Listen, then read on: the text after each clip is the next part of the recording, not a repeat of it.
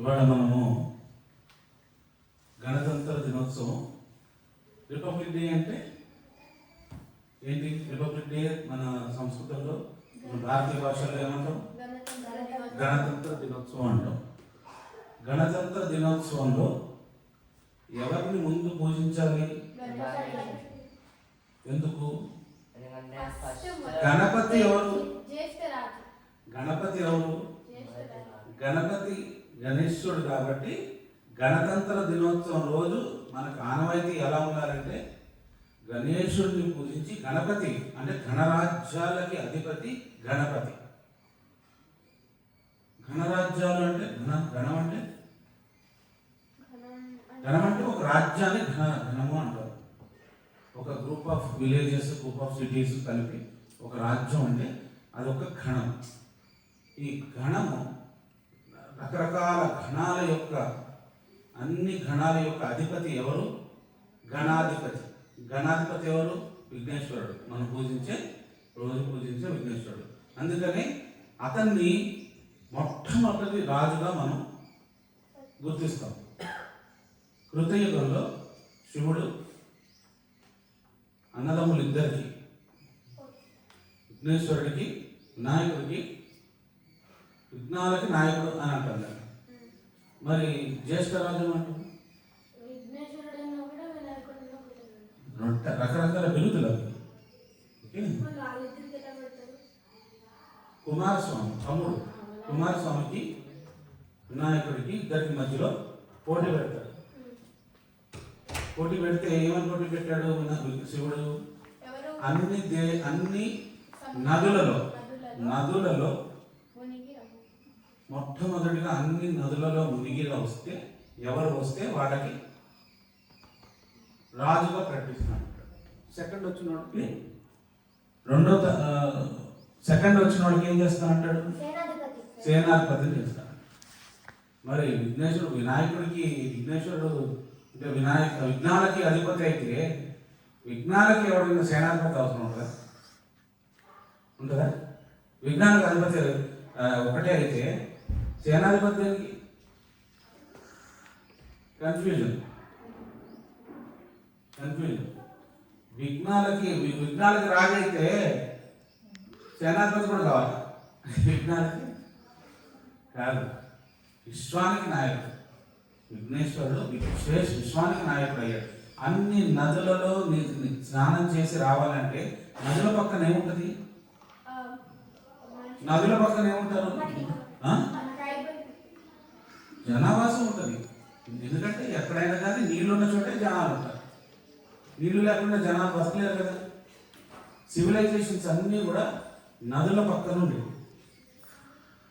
అన్ని civilisations, world's civilisations అన్నీ నదుల పక్క నుంచే మొదలవుతాయి. ఎందుకంటే ప్రతిరోజు మనకు కావాల్సింది సంవత్సరం పొడుగుతా ప్రతిరోజు ప్రతి పూట మనకు కావాల్సిన నీళ్లు. కాబట్టి నదులు ఎక్కడ ఉంటే అక్కడే సివిలైజేషన్స్ ఉండేవి.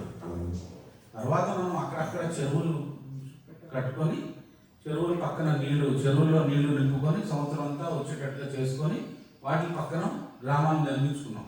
కానీ న్యాచురల్గా ఉండేది నదులు. న్యాచురల్గా ఉండేది నదులు. సో పూర్వం అన్ని మెసోపోటామియా, టైగ్రస్ రివర్ పక్కన, తర్వాత మనకి గంగా నది, తర్వాత కృష్ణా నది, గోదావరి నది, కావేరీ నది, నర్మదా నది, యమున, సరస్వతి, సింధు, కావేరీ చెప్పాను. ఇట్లా అన్ని నదుల పక్కన ఉండేది. అట్లా ప్రపంచమంతా అన్ని నదుల పక్కన. ఈజిప్ట్లో నైల్ రివర్. నైల్ అంటే దాని పేరు నైల్ కాదు, నీలా. దాని ఒరిజినల్ పేరు నీలా. నీలా అంటే బ్లూ. దాని పేరు ఇప్పుడు ఏమంటారు? బ్లూ నైల్ రివర్ అంటారు. అండ్ వేరే నీలా. ఆ నీలాని నైల్ చేసి దాని ముందు బ్లూ పెట్టి, ఓకే. దాని పేరే, సంస్కృత పేరు నైల్ అనేది నీలా. బ్లూగా ఉంటుంది కాబట్టి అది నీలా అని పెట్టారు. అట్లా ప్రతి నది పక్కన జనావాసం, రాజ్యాలు ఉండేవి. సో ఆ రాజ్యాల అన్ని నదులలో స్నానం చేసి రావడం అంటే అన్ని రాజ్యాలని గెలిచి రావడం అన్నమాట. అది సింబాలిక్గా చెప్పారు స్టోరీలు. అంటే అక్కడికి వెళ్ళి అక్కడున్న రాజ్యం అంటే ఒక విశ్వానికి రాజుగా ప్రకటిస్తానని చెప్పిన తర్వాత శివుడు ఆ పర్సన్ వేరే రాజ్యాలకు వెళ్తే ఏందన్నట్టు ఆక్రమించడానికి వెళ్ళినట్టే. అంటే వాళ్ళు వేరే రాజ్యాలు రాణిస్తారా? వెళ్ళి వాళ్ళ నదిలో స్నానం చేయకుండా ఆ రాజ్యాన్ని గెలిచినట్టే. గెలిచిన తర్వాత అంటే వాగ్వివాదంలో గెలవచ్చు, లేకపోతే యుద్ధ భూమిలో గెలవచ్చు. అన్ని రాజ్యాలని గెలిచి ఎవరు ముందుకు వస్తే వాళ్ళని రాజుగా ప్రకటిస్తానన్నాడు. అది సింబాలిక్ స్టోరీ అది, కానీ దాని యొక్క అంతరార్థం ఉంది. అందుకని సెకండ్ వచ్చిన కుమారస్వామి సేనాధిపతి అయ్యాడు. అన్నిటికంటే కృతయుగంలో మొట్టమొదటి రాజు విఘ్నేశ్వరుడు కాబట్టి మనం ఏ కార్యం చేసినా మన మొట్టమొదటి రాజుని పూజించి చేస్తే మనకి ఏ విఘ్నము రాదని మనం భావిస్తాం. ఎందుకంటే మనం మన రాజుని పూజించి చేస్తున్నాం కాబట్టి ఎవరు దుస్సాహసం చేయరు, విఘ్నాలు కలిగించే దుస్సాహసం చేయరని అదొక సింబాలిజం. అయితే ఈ గణపతి గణాలన్నిటికీ రాజు కాబట్టి గణతంత్ర దినోత్సవం అంటే బ్రిటిష్ వాళ్ళు మన దేశాన్ని వదిలిపెట్టిపోయేటప్పుడు 565 దేశాలుగా విభజించిపోయారు. 565 కంట్రీస్ లాగా చేసేసారు. వాళ్ళన్నింటినీ యునైట్ చేసింది ఎవరు చేశారు? వీటిలన్నింటినీ 565 కంట్రీస్ లాగా అంటే బ్రిటిష్ వాళ్ళకి సర్దార్ వల్లభాయ్ పటేల్ బ్రిటిష్ వాళ్ళకి సపోర్ట్ చేసిన దేశాలన్నింటినీ బ్రిటిష్ వాళ్ళు స్వతంత్రంగా ఘోషించి చేశారు.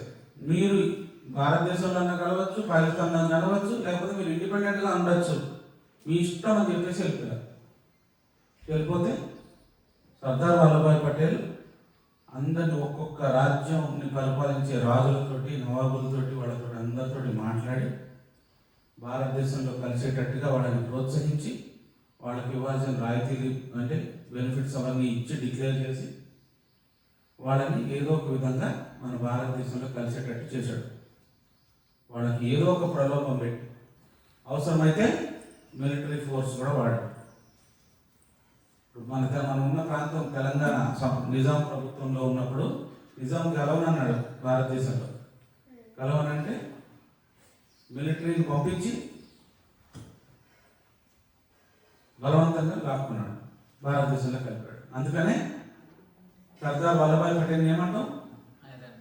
Iron man. ఏమంటాం? Iron man. ఎందుకంటే ఎవ్వరు చేయలేని పని ఆయన చేశాడు. ఇంత పెద్ద దేశాన్ని యునైట్ చేశాడు. Iron man. ఐరన్ మ్యాన్ అంటే గొప్పగా చెప్తున్నాను. Spider man spider man real man కాదు, అది ఫిక్షనల్ క్యారెక్టర్. ఐరన్ మ్యాన్ కూడా మీరు చూసే సినిమా కాదు, ఇది రియల్ ఐరన్ మ్యాన్. సో ఇప్పుడు గణతంత్ర దినోత్సవం అనే దానికి గణపతికి కనెక్షన్ ఏంటి అనేది మనం తెలుసుకోవాలి.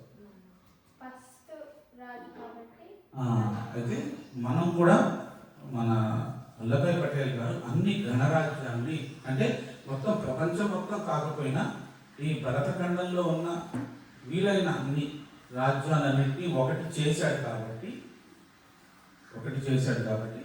ఆ రోజున చేసి సెలబ్రేట్ చేసుకుంటున్నాం. మన కాన్స్టిట్యూషన్ అంటే మనం పరిపాలనా విధానం ఎలా ఉండాలని చెప్పి ఒక బుక్ కాన్స్టిట్యూషన్ అనేది ఒకటి డెవలప్ అయిన తర్వాత అది అప్లికబుల్ చేసినప్పుడు ఆ రోజున అన్ని గణరాజ్యాల నుంచి ఆర్మీ బెటాలియన్స్ డిఫరెంట్ గ్రూప్స్, గణం అంటే ఒక గ్రూప్ కూడా అనొచ్చు.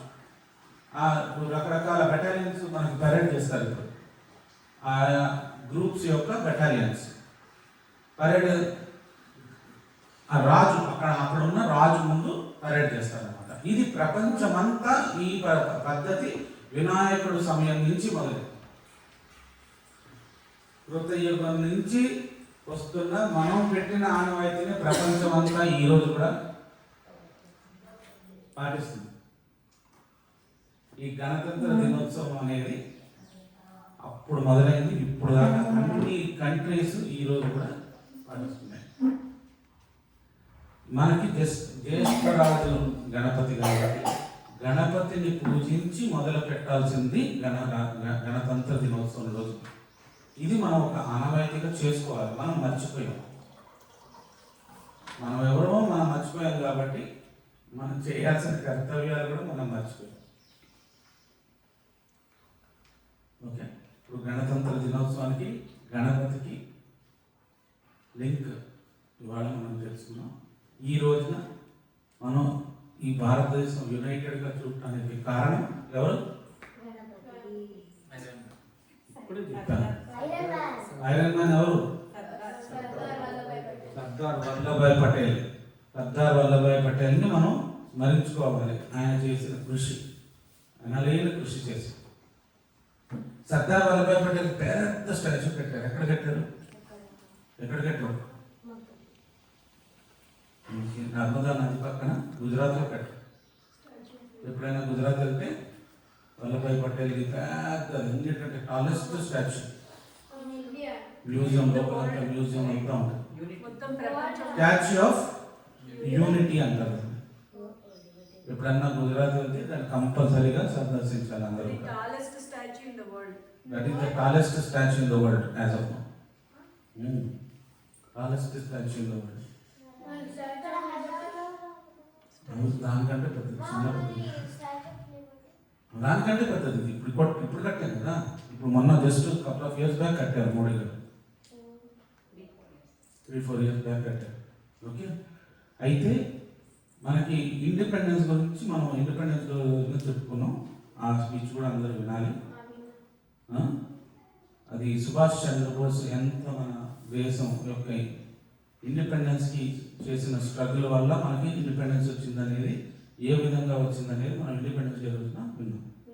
ఇది గణతంత్ర దినోత్సవం కాబట్టి మన దేశం యునైటెడ్ ఎలా అయ్యిందనే విషయం మనం ఇవాళ తెలుసుకున్నాం.